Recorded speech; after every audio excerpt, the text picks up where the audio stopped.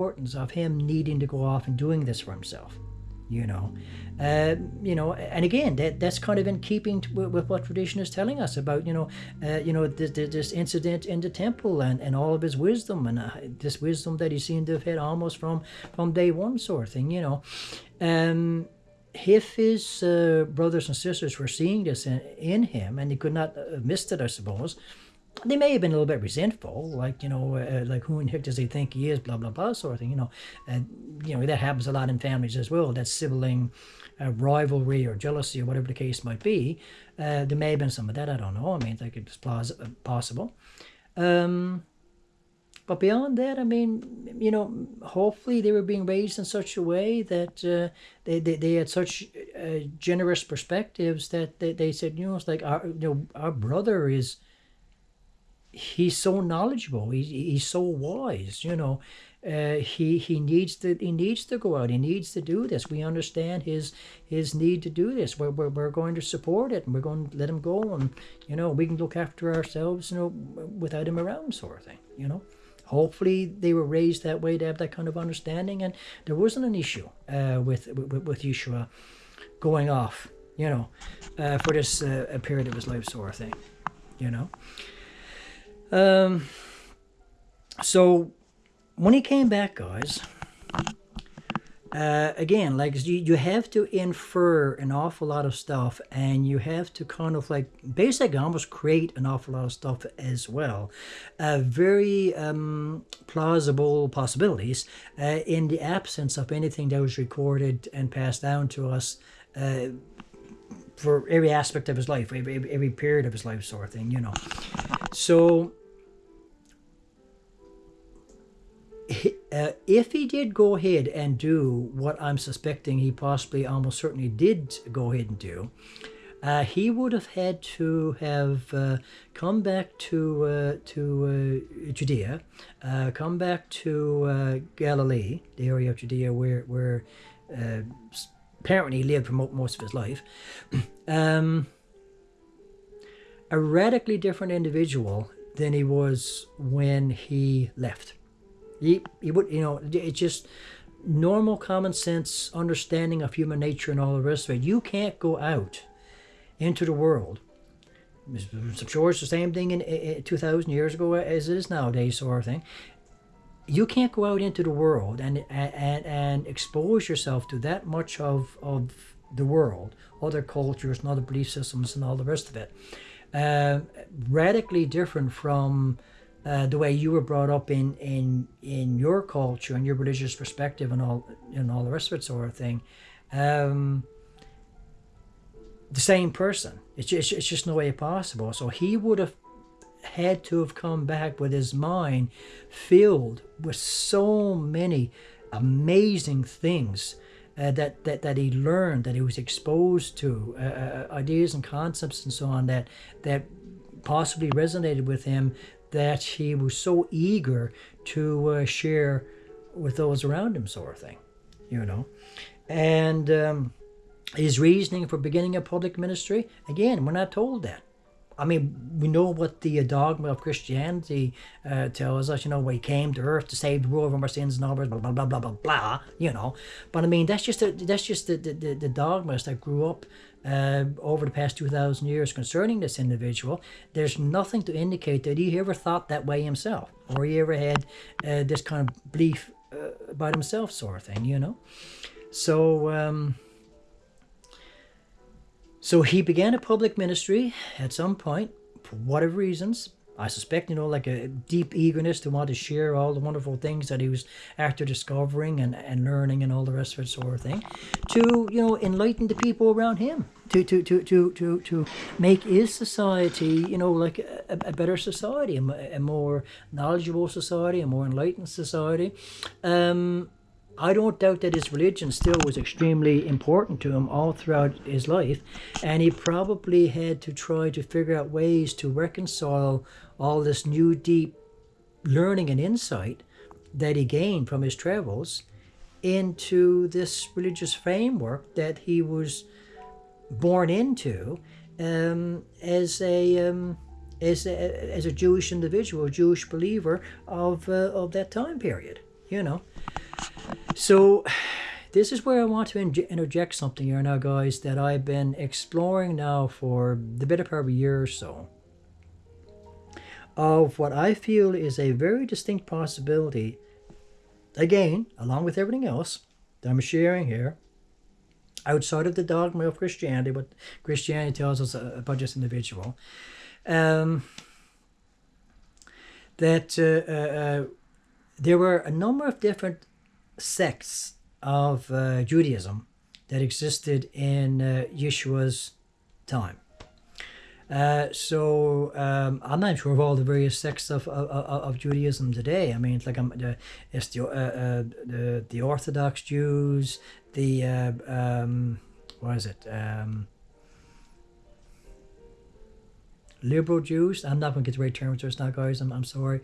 Ultra Orthodox. There's possibly 2, maybe 3 main sects of Judaism in the world today, sort of thing.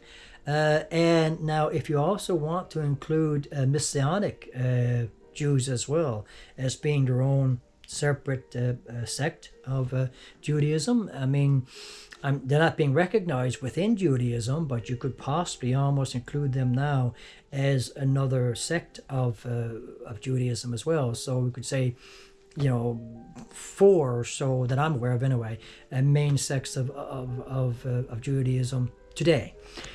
But in Yeshua's time, 2,000 years ago, there was much more than that, guys. I mean, there's probably even sects that lost to us over time, sort of thing. So okay, so we are aware of the Pharisees and the Sadducees. They were heavily involved with the temple activities and so on and so forth. I think they had similar types of roles and makeups and structures and all the rest of it, sort of thing. Tradition has passed them down to us, what they were about and all the rest of it, sort of thing. So we had the Pharisees, the Sadducees. Then we had the Zealots, and the Zealots were kind of more like the military wing of Judaism, like the radical. I hate to say it, guys, almost like what radical Islam is today, I suppose, in a sense, in that those that were part of the Zealot movement, the Zealot sect, if you want to call it that. I'm sure they can still classify themselves as being Jewish, but they were sort of like militantly Jewish sort of thing, and that it seems like, from my little bit of understanding about them now, I don't claim to be an expert by any means, but they weren't above using violence as a means to an end to secure Judea's future. You can't say Israel because it wasn't called Israel at that point. It was called Judea. And to force the Roman occupiers, to use that word that's so trendy nowadays on everybody's lips regarding Israel itself, the Roman occupiers in the area to get them out by force, by any means possible, and so you had that sect, and they were very, like I say, aggressive, militarily organized sort of thing, and so we have those 3 sects. Now, the ones that interest me the most are the more esoteric sort of thing.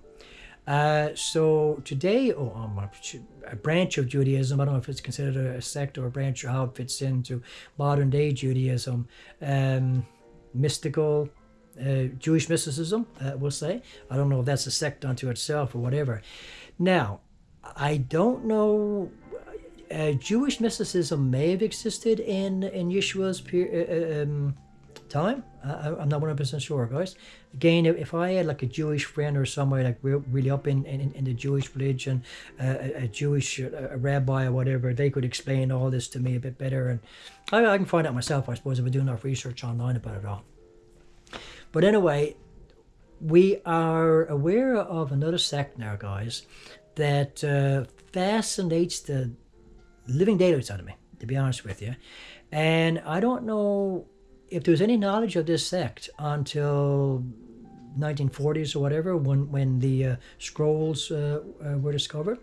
But of course, I'm talking about the Essene sect, the Essenes. So the Essenes are beyond fascinating, guys. I don't even know where to begin to start talking about the Essenes, because they were Jewish. They were a branch of Judaism of the time, sort of thing. But they were so out there, we'll say, sort of on the fringes of what was acceptable in Judaism of the, what was accepted Judaism of the time, sort of thing, that they're truly fascinating. They're truly fascinating. I don't know if modern day Jewish mysticism evolved out of those groups or not. Possibly, I'm not 100% sure. But the way these Jewish believers practiced their religion was mystical to a large degree. They incorporated a lot of things that we would consider to be kind of really mystical, Gnostic sort of thing in their ways of worshiping, sort of thing. So I haven't done a lot of extensive research on the Essenes, guys, but what I have found out about them so far, in my little bit of dabbling of researching I've done over the past year or so, roughly a year or so, is that everything about this sect, okay, jives almost perfectly with virtually everything that, well, Christian tradition anyway, has passed down to us about Yeshua. His life, his teachings, his way, the fact that he had long hair, supposedly, tradition tells us. He wasn't married, supposedly. I question that. I'm really mixed on that one, guys, whether he was married or not. Again, I might get into that in another video some other time. But as you explore these various, and it wasn't just one Essene sect either. It was a number of Essene sects. Like there were different ones, but they function in a similar kind of way and had a similar sort of practices and similar types of belief systems. They all stayed out into the deserts and off to themselves, and they weren't really heavily a part of the temple worship system and all this sort of thing.